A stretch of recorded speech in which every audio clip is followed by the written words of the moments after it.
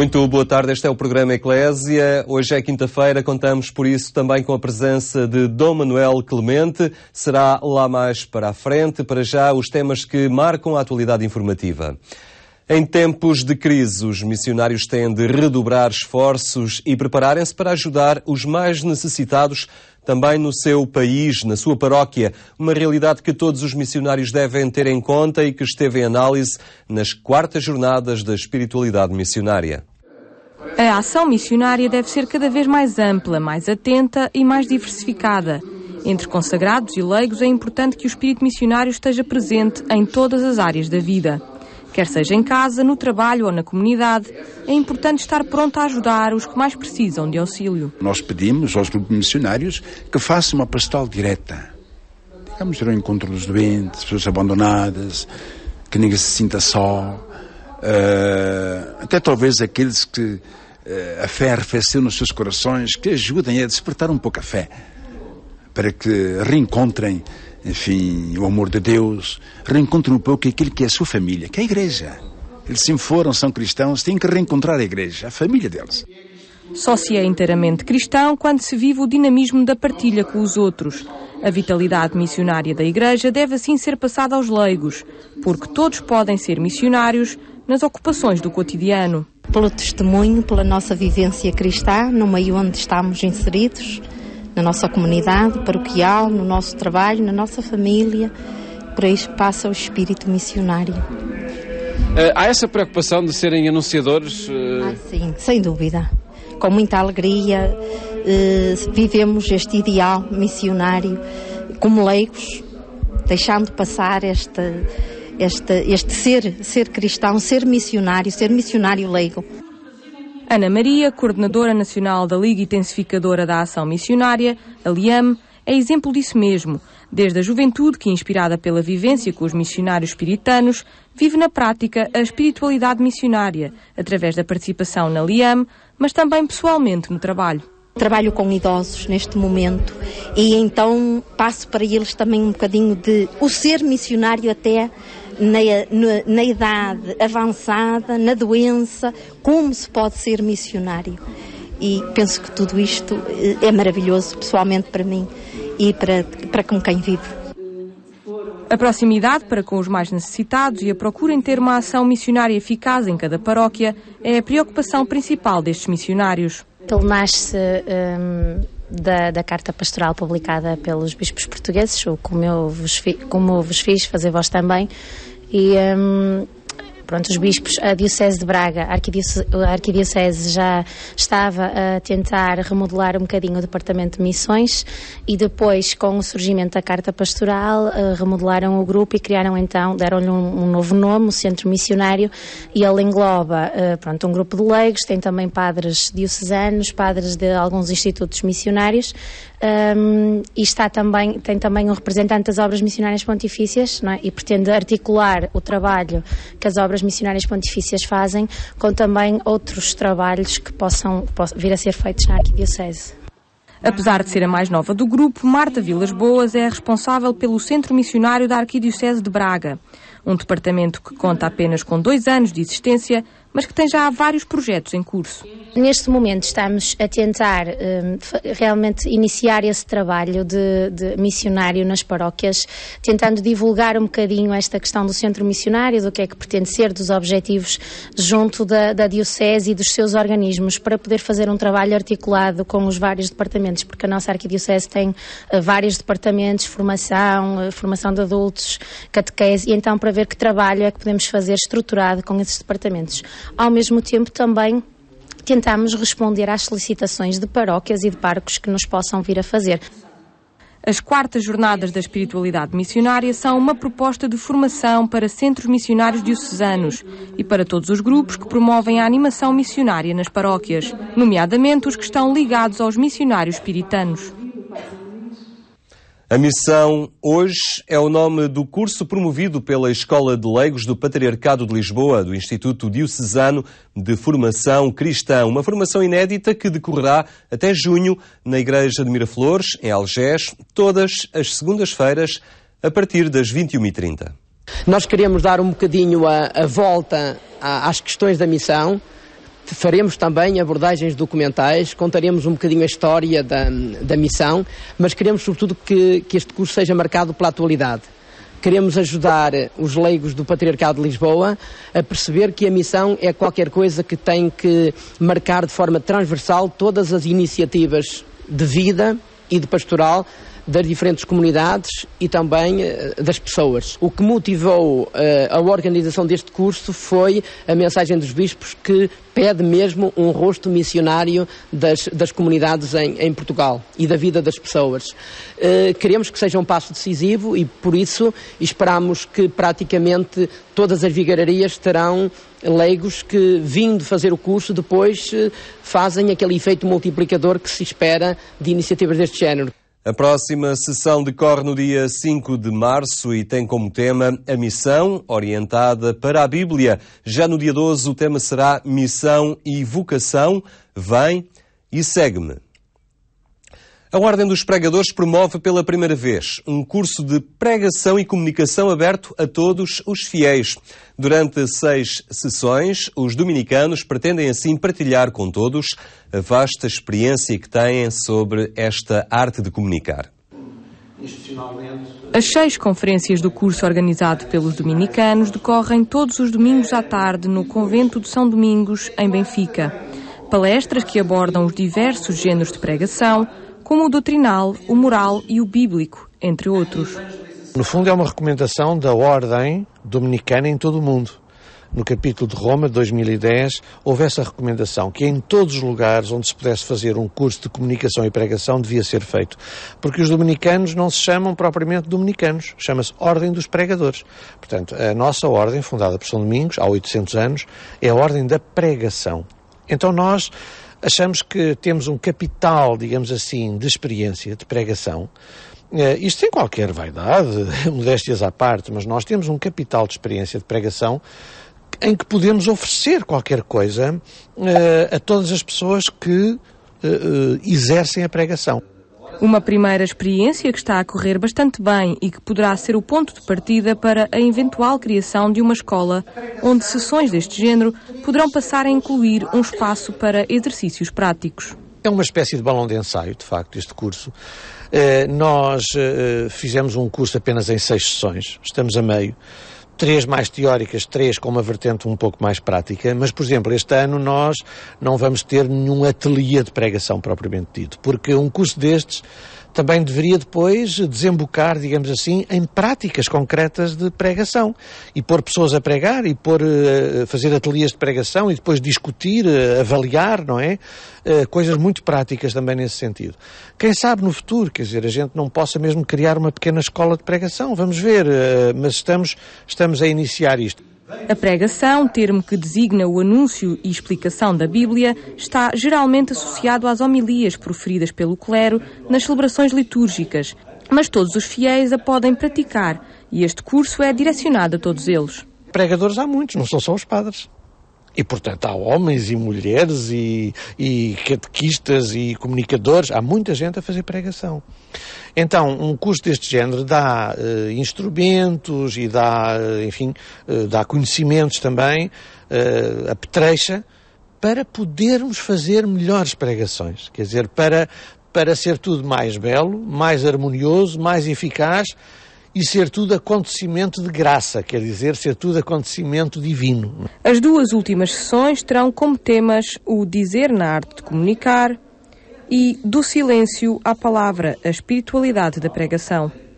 E agora a rubrica O Passado do Presente. Dom Manuel Clemente apresenta-nos desta vez Chiara Luce Badano, uma jovem do nosso tempo que foi recentemente beatificada pela Igreja.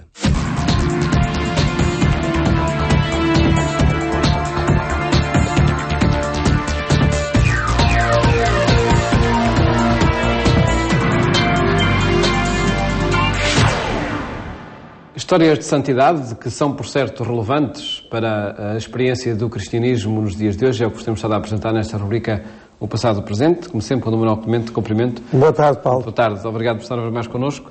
E para falar de que vida e de que santidade? Olha, para falar dos nossos jovens, não é? Mas motivados por 3 jovens do século XX, que foram recentemente beatificados, porque eu creio que a melhor maneira de exprimir o que pode ser uma juventude cristamente vivida é exatamente à volta de gente que assim foi e que assim aconteceu realmente. E realmente e verificadamente, porque quando falamos de beatos ou de santos, trata-se de percursos que foram certamente vividos pelos próprios, mas reconhecidos também por quem os conheceu, digamos, pela Igreja, e que por isso foram assim realçados para que continuem a motivar outras vidas.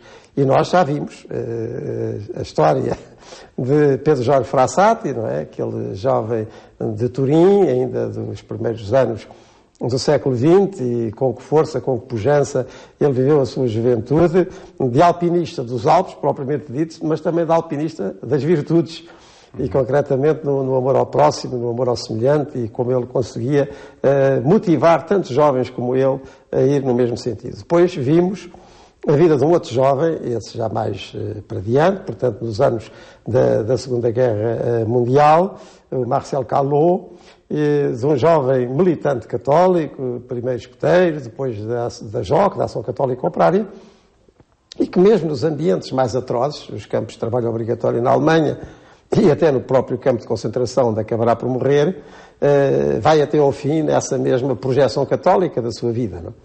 E agora vamos, para completar esta trilogia, à mais recente, porque é alguém que nasce nos anos 70 do século passado, portanto ainda está muito, muito perto de nós, vive entre os anos 70, 80 e 90 do século XX, uma jovem italiana de Sassarolo, lá no norte da Itália, e que se chama Chiara Luce Badano. Ela chamava-se Chiara Badano. Depois vamos ver porque é que se mete entre o Chiara e o Badano, Luce, luz.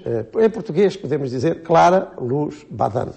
E esta foi a última a ser beatificada destes jovens, e com uma história muito bonita para nos contar, muito motivadora do que pode ser uma juventude plena, mesmo, enfim, nas circunstâncias mais difíceis, como são os seus últimos tempos, em que é atingida por uma doença fatal, mas que no caso dela não é nada fatalista, porque também aí nesses momentos mais atrozes, ela consegue dar exemplo de uma grande pujança de vida que hoje a torna ainda tão sedutora. Clara Badano, Clara Luz Badano.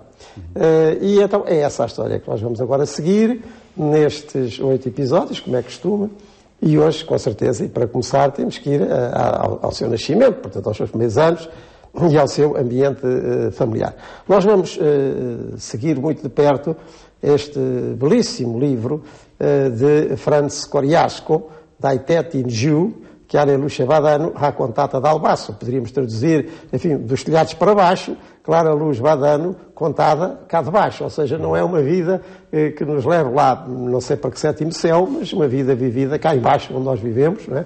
E uma jovem, entre outros jovens, e como ela aí conseguiu ser, isto que o seu nome transporta, Luce, luz. Eu peço ao Paulo para ler então um primeiro trecho para depois comentarmos brevemente. Clara nasceu a 29 de outubro de 1971, em Sassello, norte de Itália, de uma gravidez difícil e de um parto complicado. Uma alegria imensa para os pais, Rogério e Teresa, e atendendo ao que acontecera, também a suspeita de que aquela criaturinha, mais do que um dom de Deus, era também propriedade dele.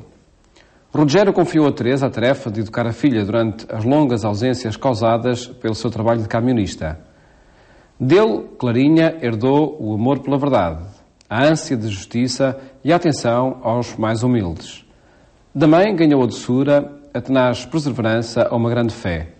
Desde os primeiros meses foi habituada a dormir sozinha, a comer de tudo sem amuros, a distinguir o certo do errado e a necessidade de harmonizar os gostos com os deveres. Pois, e podemos salientar 3 aspectos que eu julgo que são muito importantes, quer no caso de Chiara Badano, quer no caso de todas as vidas de crianças que nascem e que são assim criadas em casa dos seus pais, porque são 3 pontos fundamentais: o nascer, a herança que recebe naturalmente dos seus pais, não estou a falar de herança de dinheiro, estou a falar da herança de vida, e depois também a educação.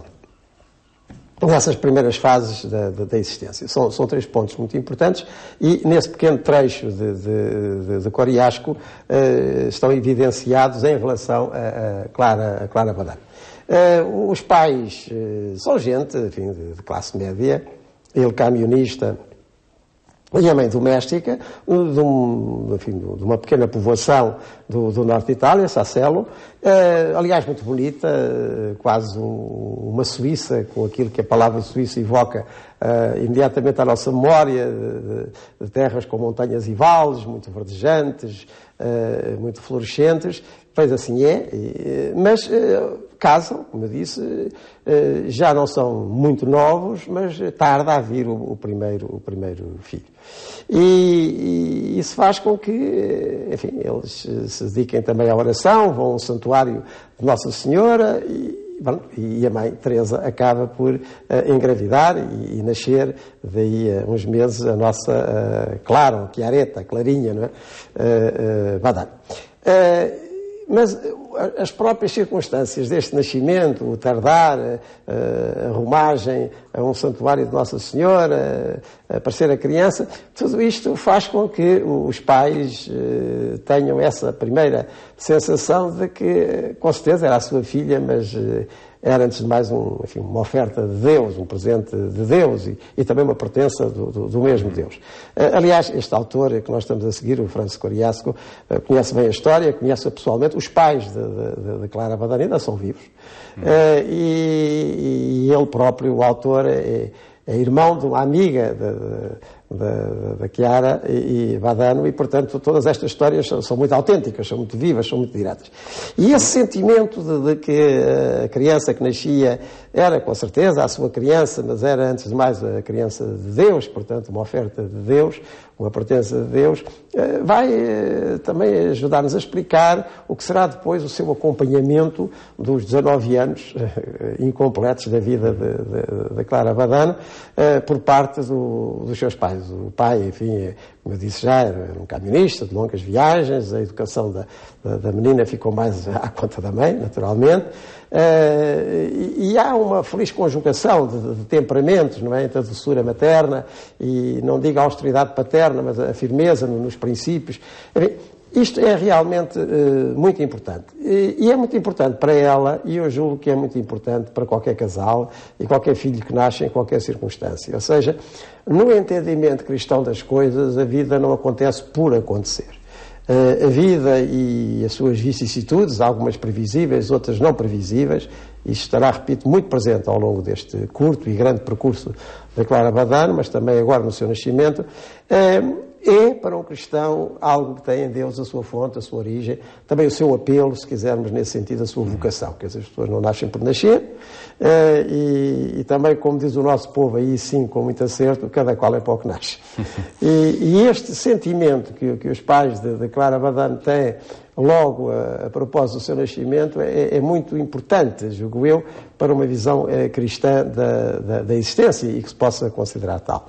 O outro ponto importante é esse da educação, antes de mais como uma herança, porque a palavra educação é uma palavra interessante na sua etimologia latina, porque vem do latim educere, que podemos traduzir em português por fazer sair, conduzir para fora. Ou seja, a educação certamente é fruto de muita coisa que se fornece, de muito conhecimento, de muita experiência transmitida, mas é basicamente, na sua verdade, as condições para que quem nasce e para quem existe ponha cá fora, desenvolva aquilo que já lá tem dentro.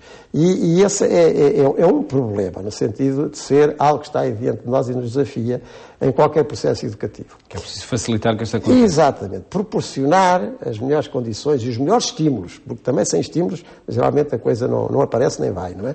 Mas os melhores estímulos e o melhor acompanhamento para que tudo aquilo que cada ser humano transporta ao vir a este mundo, quase embrionário dentro de si próprio, depois possa vir para fora, desenvolver-se e Clara encontrou isso da parte dos seus pais.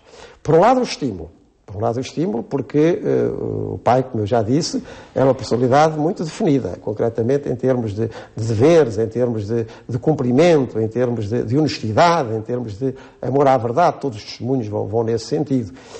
A mãe envolvia este tipo de exigências com uma ternura muito especial, com uma candura, com uma alegria de viver também muito propícia. E a conjugação desses estímulos que vão permitir que desde muito cedo, realmente desde muito cedo, como depois acompanharemos, venha ao de cima, nesta pequenina Clara, tudo aquilo que ela tinha e era realmente muito para dar em dotes de coração e em dotes de inteligência.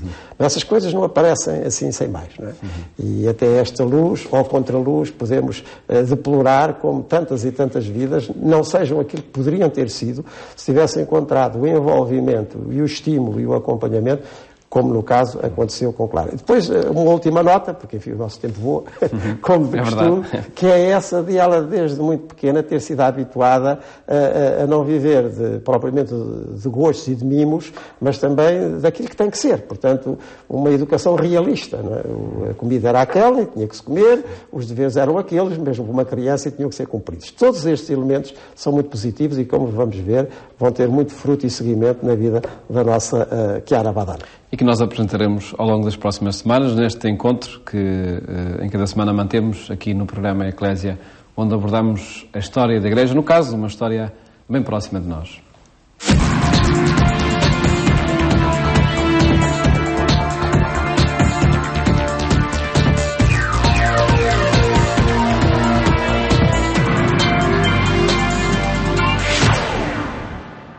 E é tudo por hoje. Este programa fica também disponível na internet em agência.eclesia.pt. Aí encontra também toda a atualidade na Igreja Católica. Obrigado por ter estado connosco. Tenha uma boa tarde e até amanhã, se Deus quiser.